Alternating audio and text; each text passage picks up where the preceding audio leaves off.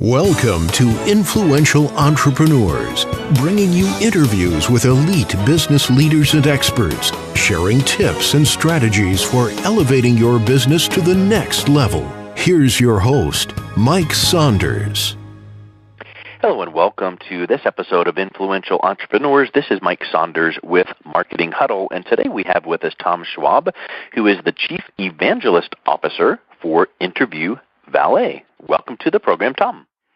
Mike, I am thrilled to be here.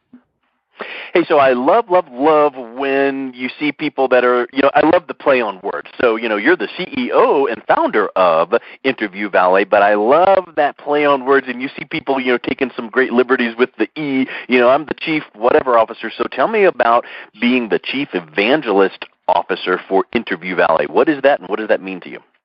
Yeah, to me, I got this idea from a book, and it's a gentleman that's become a friend. Christopher Lockhead wrote a book called Play Bigger, and he talks about category design here. And, if you want to build a category, you need to evangelize that. And I realized that I don't want to manage anything. That's no fun.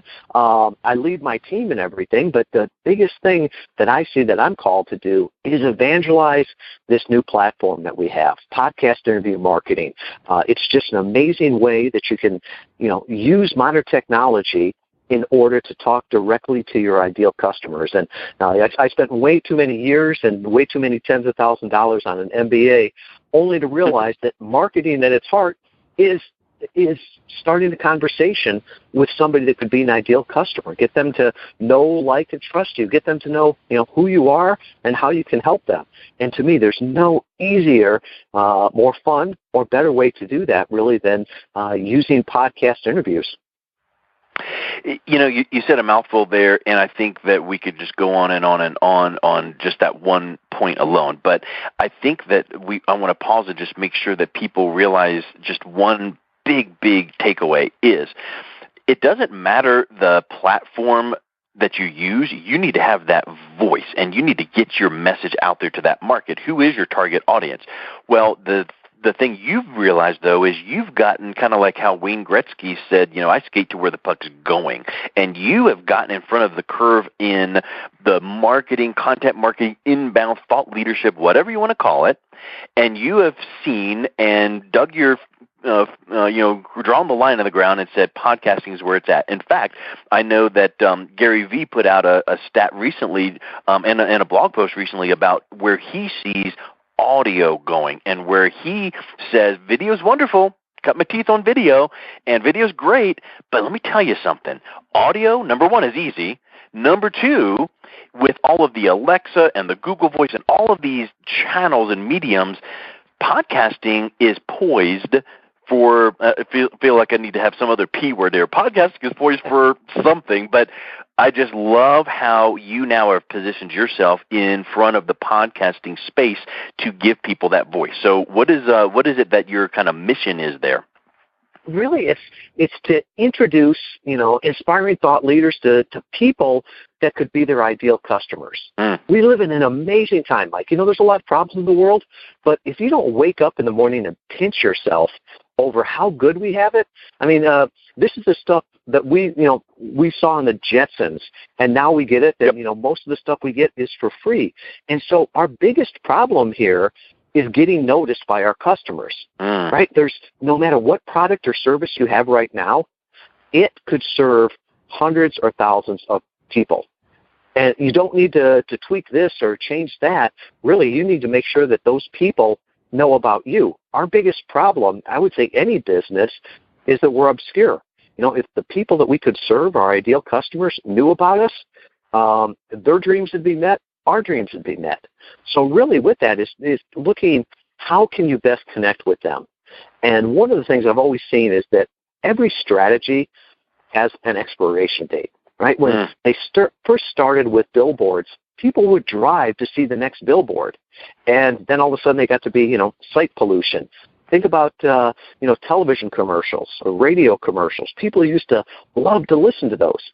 Even in our generation, I can remember when I got an email and I'd get that little pop-up that says, "You've got mail." Yeah. I loved that. And it quickly went from being something new to being spam. And one of the things that really podcast marketing grew out of was our experience with guest blogging. One of the things that we saw about 4 years ago that the blogs just weren't converting as well as they used to.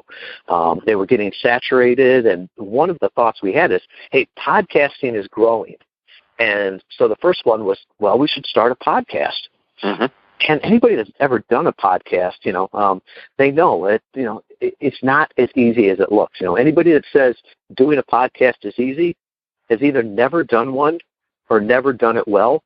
Mike, the great ones make it look great. You make it look easy, just the same way, that NFL football player goes out there and plays for an hour or two on Sunday and makes it look easy. But there's a lot of work that goes into that. So one of the things we looked at is that could you use podcast interviews almost like we used to use guest blogging, right? Instead of starting my own blog, putting something up there, getting it seen by, a handful of people, well, if I could get that blog on, Wall Street Journal, Huffington Post, whatever that thing is, I could get the know, like, trust, I could get the authority, the backlinks. So the thought is, could you use podcast interviews that same way? Go to an established audience, tell your story, get the know, like, and trust, get the traffic, the authority, the backlinks. And Mike, when we saw that, I was amazed. At first I thought, this is too good to be true. It's, just a personality, it's a niche. But over the last 4 years, we've tested it, we've refined it, and podcast interview marketing is really a system. Yeah, I love what you just said there because I agree 1,000%. And I've said this phrase very frequently. In fact, you used a word that I use, and it's like, hey, is he reading over my shoulder? But I talk about not addressing your authority keeps you in obscurity. And that's one of the words you love to use because you are obscure because guess what? Our target audiences are busy. Good gracious. You talk about the Jetsons. Man, it used to be back in the day you would have time to think a half a second of a thought before some other whatever comes in front of us. But we are busy. Our target audience is busy. And, oh, by the way, you've got a competitor or two. Whatever industry you're in, you've got competition. So how do you stand out? Well, if you can find a way that can be, and here's another phrase that I think is huge with podcasting, evergreen. Mm-hmm. It's not like a Facebook ad campaign that when you stop paying it poof, disappears. A podcast, when you're on a show and you then use that in your marketing, in your business development, and hey, I was privileged to be interviewed on the blah, blah, blah show, and you send that link out to your audience, that's great. But guess what? When that lives on your website and people can come back months and years down the road and see, oh, I'm going to listen to that interview he did in 2017. Wow, you did it once. Now, do you just do it once and that's it? No way. So speak to me a little bit about continuing that momentum of keeping yourself out there. And you're so right, Mike. It's a process. You can't just. It'd be like the analogy of, well, I ran an ad in the paper one time, so why would I have to do it again? Well, like you said, podcasting is evergreen. So unlike a newspaper ad or a radio appearance where it's one and done, it's out there. But still, you've got to get the opportunity to get in front of people. And one of the phrases that I hate these days is, I got to break through the noise. How can I break through the noise? And what strikes me is that people they're not breaking through the noise. They're just adding to it. They're part of the noise. If I yell louder, my customers are going to hear me. It's like, no, you're just going to tick them off. And I thought of this, Mike. Last year I was flying out to California. I was privileged to speak in an event. And the gentleman next to me on the plane, he could have been an ideal customer. But you know what? He had his headphones on the entire time. There was no way I was going to break through the noise. Then I got, in the shuttle to go over to the airport, and most everybody had earbuds in. There was no breaking through the noise. We all got spam filters, all the rest of that. So to me, it was, how can you get in the conversation and continually get in on the conversation that they're already listening to? And so from that standpoint, not only can you get in on it once, but like you said, this is evergreen content. So we're recording this in 2017. I guarantee you right now, somebody's in 2020 listening to this for the first time, and they're like, this is great. Because it's not.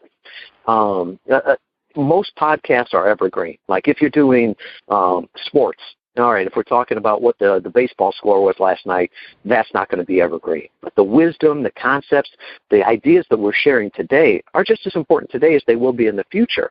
And so with that, having more and more of those out there only helps you.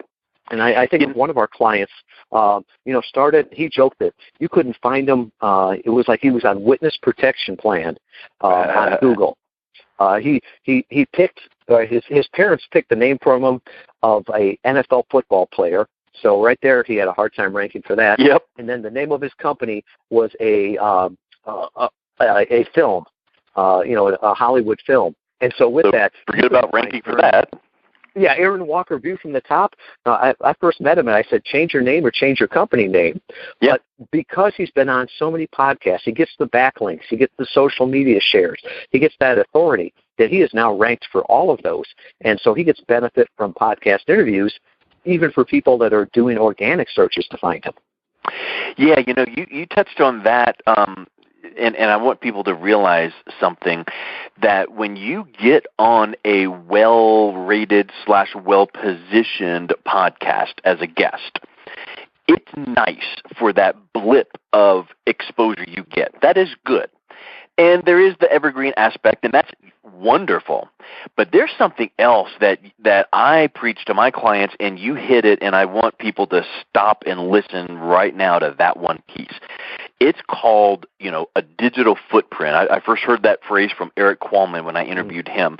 And what is your digital footprint? Because, yes, you can pay an SEO firm so much money to get you ranked for certain keywords, but so many people, and I saw a study once that said 87% of the time when people are introduced to you, whether in person or on advertising, they're going to Google you and your business. So what do they see? What is that digital footprint? Well, if they do stumble across your LinkedIn or website, they expect that.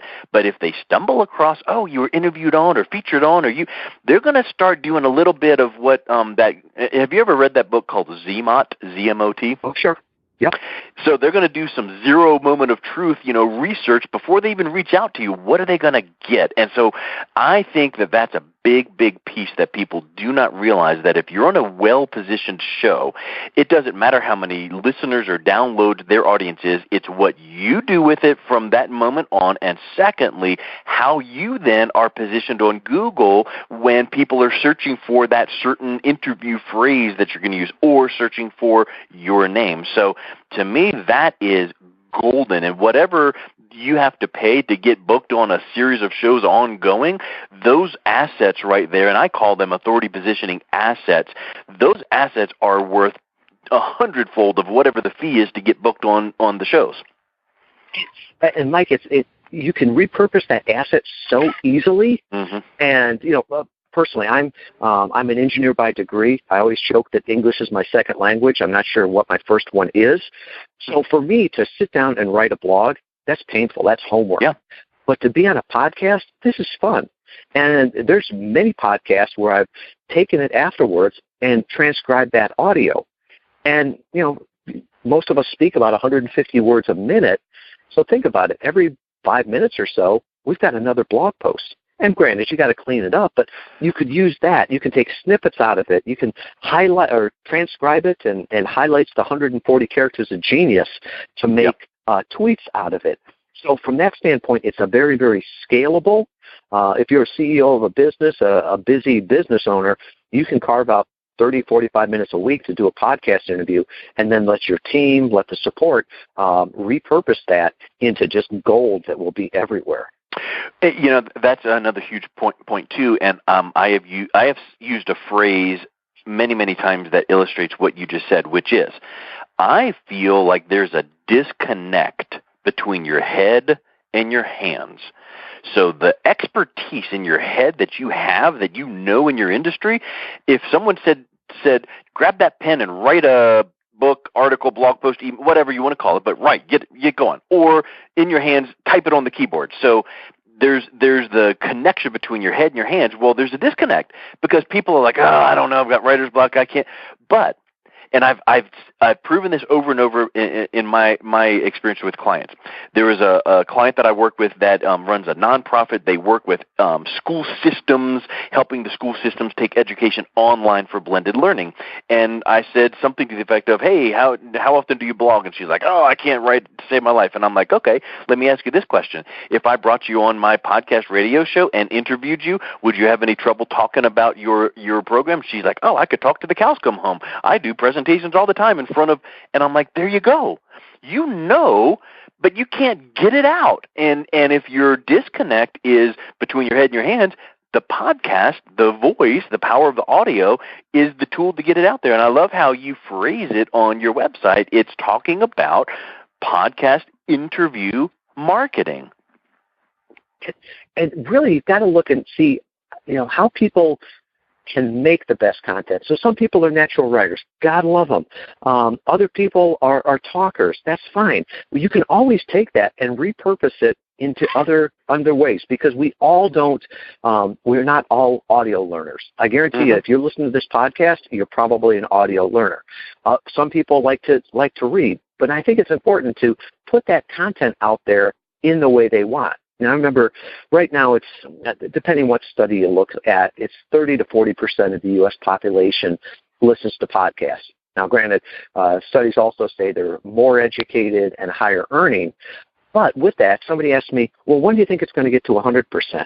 And I had to think for a second, and I'm like, never, right? How long has television and radio been around? It's never gotten to 100%. There'll always be a certain percentage of people that are audio learners or video learners or text. So by giving it to them in the way they want, it allows you to reach as many customers. And for me, it's easiest to start with the audio content and then repurpose it into other ways. Yeah, I that becomes the baseline because it's easy. You literally, if you find yourself not able to do something, just how about this? Go on Google Voice or something. Just dictate something to your own self and transcribe it. So using that as a crutch, but using a podcast interview as a marketing tool is just spectacular. So my question to you then is, if someone is hearing this and they say, I do need to get my message out there to the market, and okay, podcasting, well, what does that involve? What is your service to, the market? What are you doing for the market to help them out? And, what if they're quaking in their shoes going, I could never, be on an interview show? What do you say to them?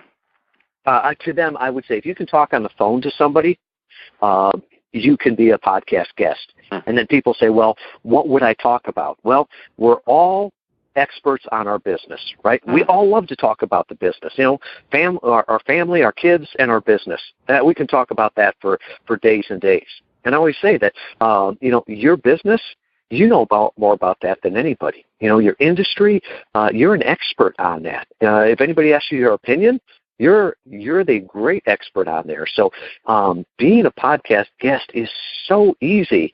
And the great thing is that, you don't have to have a podcast. You could just be the guest on it. So, one of the things I always tell people is that if you listen to podcasts, you understand how well these connect. And you understand that they're growing, that more and more of your customers are going to be listening to them. So the question is, are they going to hear you or are they going to hear your competitor? Yeah. Yeah, that's a really good point. And here's something else. If you asked someone, and they're inquiring about being a podcast guest, hey, do you do email marketing in your business? Oh, yeah, of course. Do you do social media marketing? Oh, of course. Do you blog? And you can go down through all of these things, and they can say yes, yes, yes, yes, yes.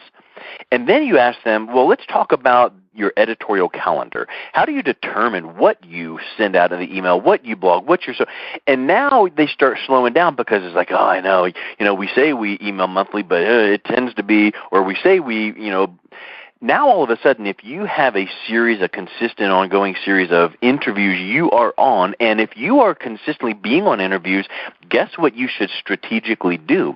Have your own editorial calendar for interview 1. I'm going to talk about this topic in my business, and interview 2, I'm going to talk about, and think of it like this. Here's an easy thing. What are the top 10 frequently asked questions you get in your business? Oh, well, here's 10. Well, what are the next 10 questions that your customers and prospects should be asking you, but they don't know to ask you? So those are the should ask questions. If you have 20 of those written down, now as you get on the next 20 interview shows, you talk about the first one. And then the next interview show, you talk about the second one, because guess what that gives you? Content for your social media posts, your blogging, your emails, all of that, and they become business development tools. Like I swear you've been talking to my team and figured out how I do it, because there's a great book out there called by Marcus Sheridan from the Sales Lion, and it's They Ask You Answer. And I love that marketing strategy. There are so many times where I'll go through on a podcast like that, like this, and you ask me a question, I'm like, oh, that's great. That would be a great blog topic. Mm-hmm. And so with that, I'll just jot it down, and then I'll tell my team, hey, when this comes out, would you transcribe this part of the interview? And whatever I said there, make that the draft of the blog, and then clean that up. So it's just repurposing that. But, a lot of times when people go on podcasts, they're like, well, what would I say? What would I, how would I prepare? Just answer the questions. They'll ask the questions, the host will ask the questions that they're interested in, that their audience is interested in. You don't have to try reading their minds. Just answer the questions. I agree with that 100%. And if you have a guest that you are booking interviews for, the first X number of interviews, 5, 10, whatever, the first batch, just do that and just let it flow and get used to that. But then I would recommend them sitting down with their team or thinking about what strategically is our message we want to really get out. What are our sales points? Because then the next series of interviews, you could say to that interview guest, hey, you know what? When we do our interview, can we make sure we cover these 3 bullet points in the interview? Oh, yeah, no problem at all. Well, now when that interview comes out, you then have some really laser-targeted content to use in the title of the podcast, the title of this and that. So sure, you're going to have the intro and the sundries and the getting to know you and all of that, but then you're going to get to the meat of that interview, and it can be used strategically for business development. That's where I think that people miss the point. They get on a podcast and chit-chat, and then it's like, well, what did that do for me? Mm-hmm. You're so right, Mike. You've seen it from your side. Whenever we present one of our clients, there's a one-page press page, and it's got their bio, it's got some information about them, but then there's also those 3 to 5 topics that they'd like to talk about. And it gives some direction toward there. And, we know that's where they can add the maximum value too. Because one of the things that we've seen is just getting on a podcast may not get you the real results, right? Content's the fuel that drives our sales and marketing engines, but fuel without an engine just gives you some heat, some light. And we've had a lot of clients that have been on, a dozen podcasts, and they say, well, they don't work. And you listen to it, and it's like, yeah, it was just idle chit-chat. What was your point to that? It wasn't a marketing event. It was just a more of an ego stroke to be on a podcast. And the other thing is consistency. I think that too many times it's well, I did that social media campaign. What, for a day and a half? Or I did that direct mail drop and it didn't work.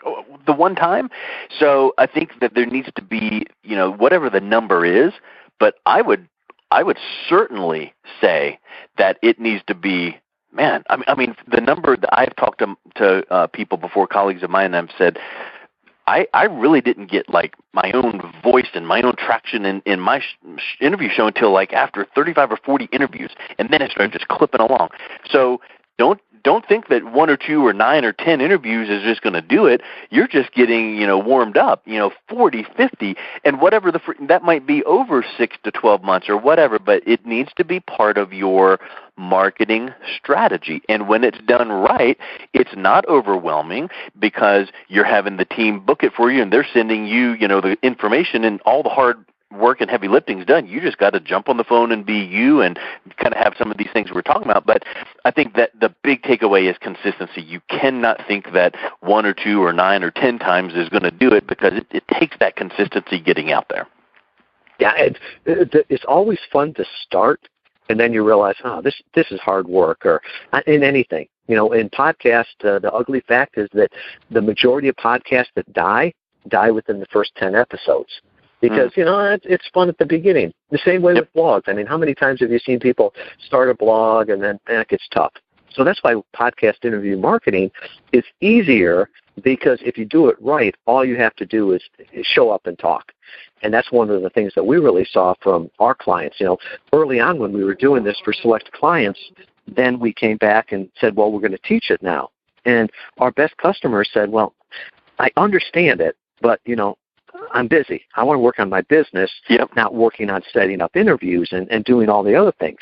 So they said, I want to be the guest. You take care of all the rest. And we've got clients now that have been with us for a few years, and it's just part of their marketing schedule that, they spend an hour a week doing a podcast interview. It builds the relationship, builds all those things there. But for them, all they have to do, we say they're Sinatra, right? Sinatra only sang. We're the roadies that take care of everything else. And from that standpoint, it's easy for them to be consistent then. I love it. And I love on your website, it says not just another booking service. It's, not a secret, it's a system. So for people interested in at least exploring or connecting to discover what your service could do for them, what's the best way that they can reach out and learn more about Interview Valet?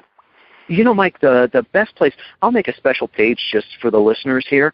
If you go to interviewvalet.com/influential, we'll put a special page up there. And I wrote a book. If you want to buy it on Amazon, it's there. But I'll put the digital copy up there. And it's our entire podcast interview marketing system. It's the recipe that we use. So feel free to get that. There's the checklist that I use before all of my interviews. And then there's a little infographic there that's the 9 ways, the secrets to get booked on your first podcast. So if you think this makes sense to you, if you think, wow, I enjoyed listening to podcasts, I could see how my customers would feel the same way. I need to be on a podcast. Well, then just go over to interviewvalet.com/influential. All that stuff will be there. And I'll put all my social media contacts, ways to get in touch with me, because, I listen to podcasts too, and I know you're probably running, multitasking, not writing everything down. But if you go to interviewvalet.com/influential, everything Mike and I talked about will be there. Awesome. Well, Tom, thanks a million for your time. I loved getting to know you and talking shop. Well, Mike, I hope our paths cross in real life here soon so we can continue the conversation. Sounds good. Thank you. You've been listening to Influential Entrepreneurs with Mike Saunders. To learn more about the resources mentioned on today's show or listen to past episodes, visit www.influentialentrepreneursradio.com.